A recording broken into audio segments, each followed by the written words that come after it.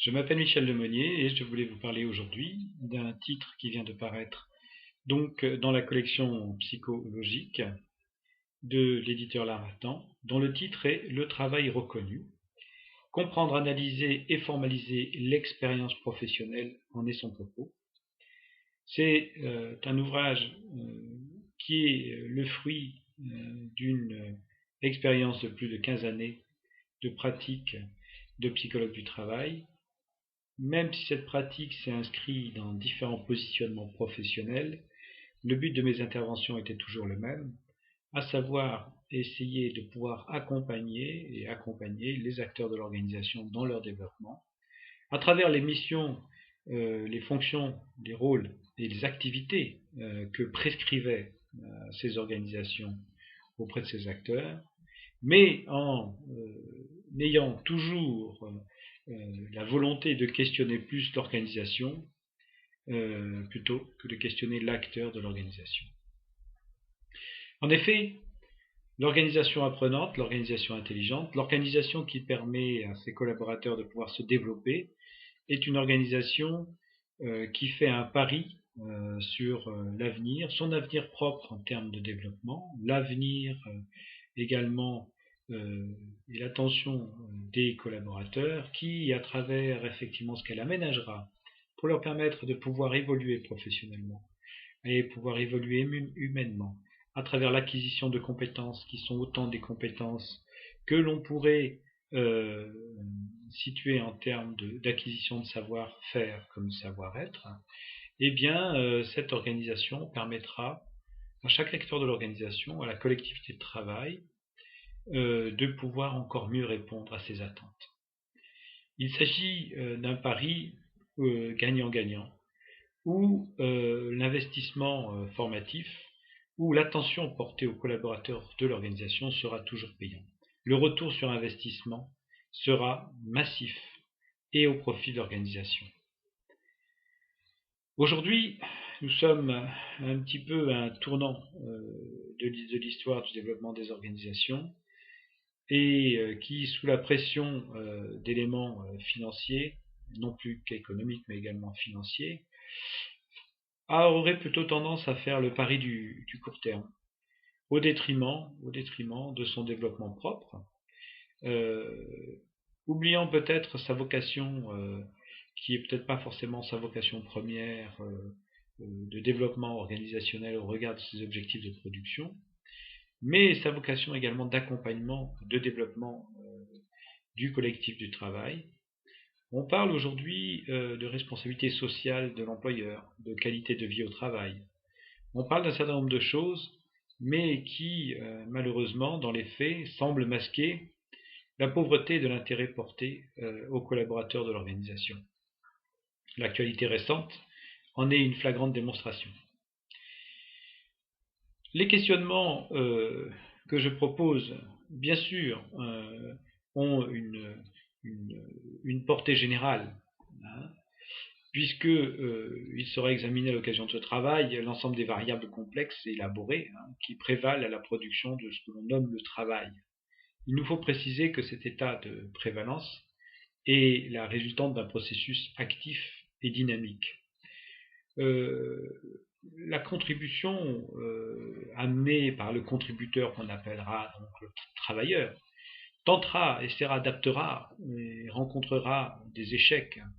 et des réussites. Il sera confronté à des désagréments et à des joies. Bref, il fera vivre sa contribution et son travail comme une construction qui pourrait lui procurer un sentiment d'accomplissement ou de frustration. Comment permettre à l'acteur de l'organisation, au travailleur, d'aller plus vers ce sentiment et cette possibilité de constat de réalisation plutôt que de frustration? La tentative que j'opère ici de mise en perspective de l'ensemble de ces données, c'était sur l'état des connaissances actuelles, qui est récapitulé effectivement dans ce travail et qui concerne la compréhension, l'analyse et la formalisation du travail de l'expérience professionnelle. J'espère également que cette contribution, en tout cas c'est le propos de l'ouvrage, permettra une meilleure compréhension de ces objets. une expérience de 15 années de pratique de psychologue du travail, une formation de gestion d'entreprise, de psychologie du travail, bien sûr permet aux contributeurs que je suis de pouvoir bénéficier ou s'appuyer sur des référents qui sont des référents théoriques. Mais au-delà, une expérience d'autant de temps en termes d'intervention d'entreprise, comme de pédagogue à l'université de Caen, au CNAM de Basse-Normandie depuis une quinzaine d'années, et également à l'école de management de Normandie, sur des actions de formation relatifs à la gestion des ressources humaines sur un niveau de master, permettent également de re-questionner d'une façon permanente ces concepts et ces réalités, pour essayer en une synthèse qui est celle que je propose à l'occasion de ce travail, de pouvoir donner non seulement des pistes de réflexion, mais des intentions, des intentionnalités de travail, de réalisation, qui sont appuyées en termes de démonstration par la livraison d'outils très concrets, de tentatives d'évaluation de la contribution de l'acteur de l'organisation, mais également d'accompagnement de son développement. Et on se situe là sur les dossiers les plus passionnants de la gestion des ressources humaines, vis-à-vis desquels le psychologue du travail et l'intervenant qui est un psychologue du travail avec ce type de formation peut contribuer, à savoir les dossiers dits de développement des ressources humaines.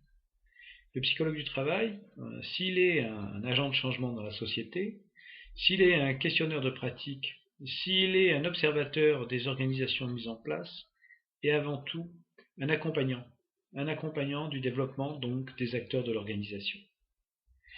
Alors, ce travail est décomposé en 4 parties principales. La première porte sur la compréhension du travail, l'analyse des situations de travail, ce qu'est un référentiel, aller plus loin concernant la notion de compétence, sachant qu'il existe bien des définitions de la compétence. Mais celle qui reste extrêmement séduisante pour notre part est celle de Guy de Botterf, qui implique que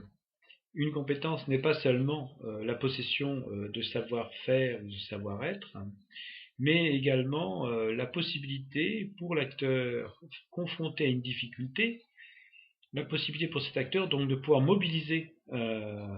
l'ensemble de ses références, savoir-faire, savoir-être, et grâce à leur mobilisation adaptée, de dépasser une difficulté. Donc, ce constat de dépassement de la difficulté par la mobilisation de l'ensemble de ces acquis est la compétence. La compétence est donc une notion dynamique qui s'appuie autant sur les acquis théoriques de l'acteur, du travailleur, que son expérience professionnelle, que sa capacité à mobiliser l'ensemble de ces éléments pertinents, confrontés à une difficulté bien précise pour pouvoir la dépasser. Ceci est la compétence. Donc nous sommes là complètement sur la conception, une conception tout à fait dynamique de la compétence. La prise en compte du contexte, la fonction psychologique du travail sont des éléments qui seront également développés, avec les référents théoriques, bien sûr, qui s'imposent. Donc, intervenant depuis 15 ans au CNAM de Basse-Normandie et formant des psychologues du travail, il est, après donc avoir eu comme référent national maître de chaire de la psychologie et du travail du CNAM, Christophe Desjours, qui s'inscrivait dans une approche qui est peut-être un peu différente de celle d'Yves Clos aujourd'hui, mais qui porte toujours, bien sûr, sur cette préoccupation dynamique de la compréhension de l'individu en situation de travail. Cette clinique de l'activité est fondamentale dans le regard et dans les développements que l'on peut aujourd'hui proposer. Si l'on veut effectivement s'inscrire dans les cadres de l'examen de l'homme en situation de travail, en capacité et avec la possibilité qui serait faite de pouvoir utiliser toutes ces ressources. Sachant qu'il faudra bien sûr en préalable lui donner l'envie de motiver, de solliciter toutes ces ressources, donc d'être motivé. On abordera ensuite la définition et la mesure de l'emploi, la formation professionnelle qui provoque le changement, les contenus d'activité, l'expérience de vie,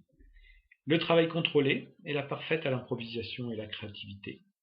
Donc l'aspect multidimensionnel de cette activité qu'est le travail. La deuxième partie sera consacrée à comprendre l'expérience. Elle envisagera l'analyse des situations de travail, une première approche de ce que peut être l'expérience, des points de repère également sur l'approche expérientielle, un certain nombre de notions qu'il faudra préciser, la description de l'activité, ce que peut être un entretien annuel, l'observation des personnes en situation de travail, constitueront donc, bien sûr qui nous permettront d'approcher la valeur de l'expérience et d'essayer d'aborder quelles entrées donc pour aborder les acquis de l'expérience. La troisième partie, elle, sera constituée d'exemples d'analyse de l'expérience professionnelle. Donc, car ce travail,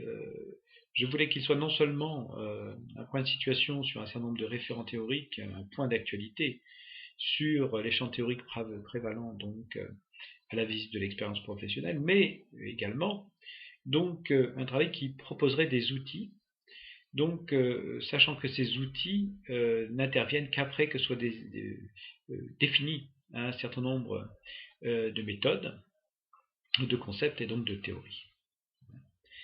Donc la troisième partie est constituée d'exemples d'analyse de l'expérience professionnelle. Donc on y abordera bien sûr l'exemple du bilan de compétences, l'exemple de la validation des acquis par l'expérience, ce que l'on pourra en retenir, le droit à la formation et ses évolutions, le compte personnel de formation qui fait partie de l'actualité toute récente de l'évolution de la gestion des dispositifs de formation, des exemples de reconversion professionnelle, l'exemple de la transmission intergénérationnelle, ce qu'elle peut porter, l'exemple de l'accompagnement vers l'emploi. La quatrième partie portera, donc dans le cadre d'une mise en perspective du débat sur l'évolution des qualifications. On s'attardera sur les débats concernant l'évolution des qualifications, la remise en cause de la thèse de la déqualification, l'effet sociétal dans la détermination des qualifications, les spécificités de l'entreprise dans la détermination des qualifications, l'objet d'investigation. Ce qu'est l'objet d'investigation, sachant qu'un certain nombre de questions demeureront et resteront en suspens, elles seront évoquées dans la dernière partie de ce travail, entre autres comment s'articule l'expérience professionnelle, la formation et la compétence, quel est le sens et l'intensité de l'évolution des modèles de la personne au travail et des modèles d'intervention, quel est l'apport de la notion de compétence associée à des facteurs conjoncturels qui participent à l'analyse de l'activité. Il sera ensuite posé un point d'étape actuel et l'ouverture et l'évocation de perspectives de questionnement et de recherche à venir concernant la reconnaissance du travail, la reconnaissance de l'homme en situation de travail et donc la reconnaissance de sa contribution. Reconnaître l'homme au travail, c'est reconnaître son travail, c'est reconnaître l'individu.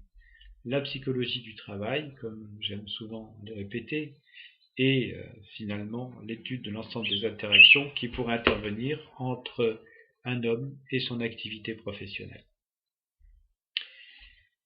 Je vous remercie de votre attention et j'espère vous avoir donné envie d'aller un petit peu plus loin dans l'appropriation du travail reconnu comprendre, analyser et formaliser l'expérience professionnelle. Je vous remercie de votre attention.